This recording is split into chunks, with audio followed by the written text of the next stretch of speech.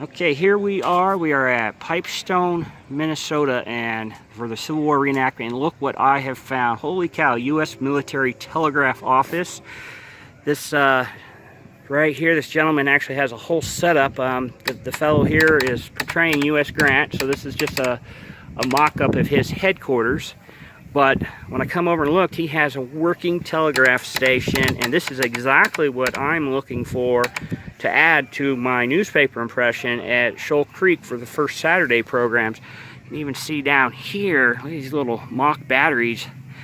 The gentleman said he can explain a little bit about this whole setup for about 5 minutes, so I'm just gonna like to do this. If I can have you talk about this and explain this a little bit. So, well, you know, this using glass acid batteries was something that was developed in the late 1700s, and moving diodes and magnets and electricity was very experimental. Many people thought it was witchcraft.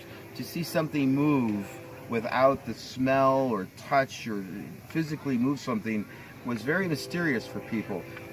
So this became a parlor trick in the late 1700s, early 1800s. Now Samuel Morse, he was an artist, and he liked to paint, but he also was dabbling with electricity, magnets, and iron, and so forth. So they were very similar devices to this, but it was not yet a communication device.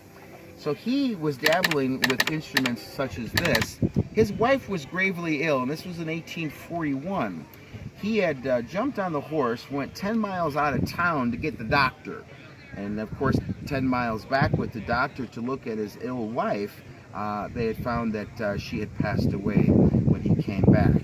It was at that moment he decided that perhaps if a unit like this was put into the doctor's home, connected to his home, he could notify the doctor quicker to come over. Then he decided that a series of dots and dashes could be turned into letters, and letters, of course, words from the alphabet.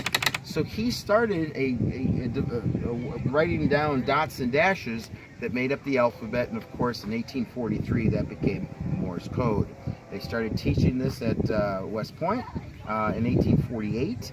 It's a very simple circuit. It's just on and off. It's a direct current. About every 10-15 miles they would put another set of batteries to keep the current consistent. This could have been 400 or 500 miles of a continuous loop. It's no different, again, from a light switch on and off is all you're doing. Light switch on, light switch off, and it's just pulling the magnetism down, making a clicking sound. That would be known as a sounder, and this, of course, would be known as a sender. Obvious reasons. You're sending it, and it's making the sound there.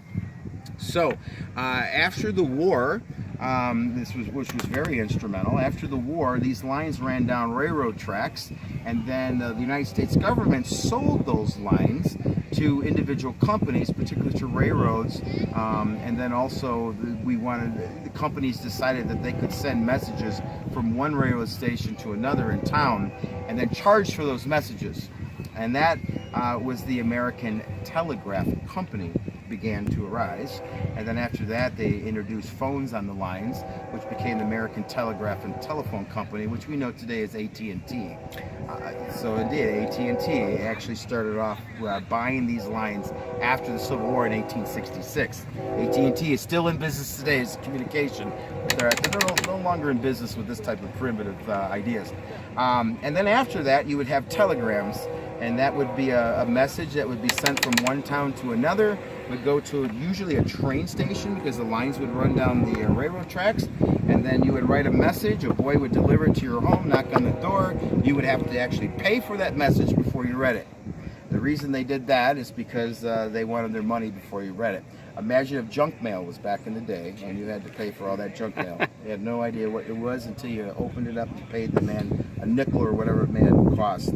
After that, through the turn of the century, Marconi came up with a device to do radio, and they were not yet able to broadcast a voice over radio, but they still had the beep, beep, beep, beep, beep, beep.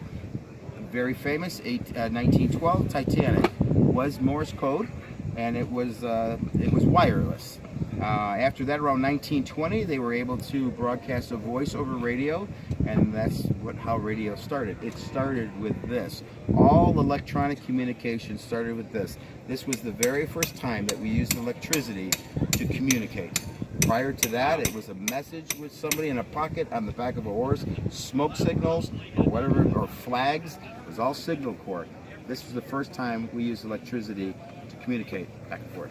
Oh, this is amazing. Yep. Thank you so much. You're welcome. I have a question for you. Yeah. See, how did that scene communicate with the president? Well, he would have one of these, Okay. exact same setup, the sender and receiver in the basement of his executive mansion. Okay. So he, well, let's say we're in the field here, Okay. and you're with you're with the Telegraph office, Signal Corps, and you would be able to send messages direct to the president. The president would get real-time information.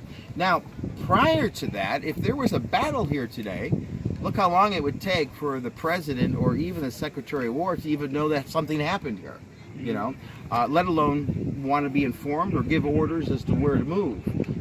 So, in a sense, it would make things real time. Now, it wasn't exactly that quick. Most people think from here could be 700 miles, and as I'm doing this, Lincoln's getting this in the executive mansion. That may not be the case. It may have run 200 miles to one point, and then the next telegraph station could be another 50, 60 miles away. At that point, it would have been written on a piece of paper and given to a messenger. He put it in his bag, ride the horse to the nearest telegraph. So it would kind of sometimes have to hop, but it certainly was a lot faster than a horse running, because you would be able to send this message sometimes hundreds of miles. Now, this was just a continuous looping current, on and off, no different from a light switch. On, off, on, off.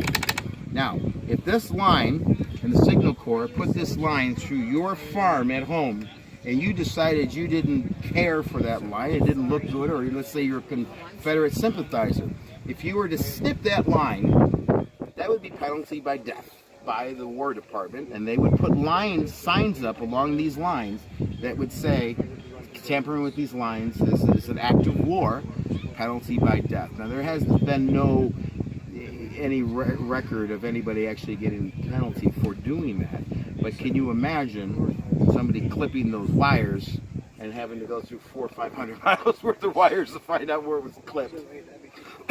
This was a copper wire.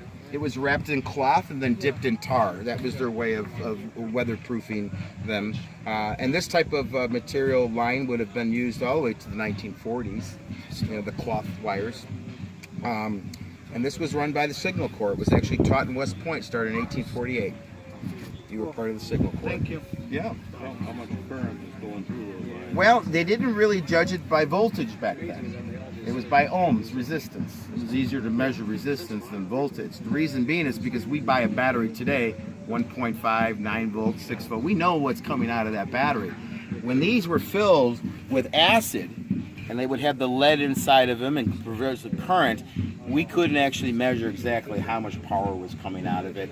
The acid would wear down just no different from a battery. So you always wanted to be able to test it based on ohms. This unit here is 4 ohms, which would have been probably a short distance telegraph system, maybe from railroad station to town.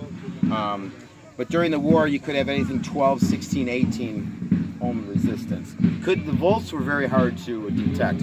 Now, like I said, every 10 or 15 miles, you'd have to put another set of batteries on it because it was a direct current. You couldn't just put 100 batteries here and then expect it to send 300 miles away. As soon as you hit that thing, it would have exploded. Too much power going through. So you had to regulate it because it was a direct current along the line.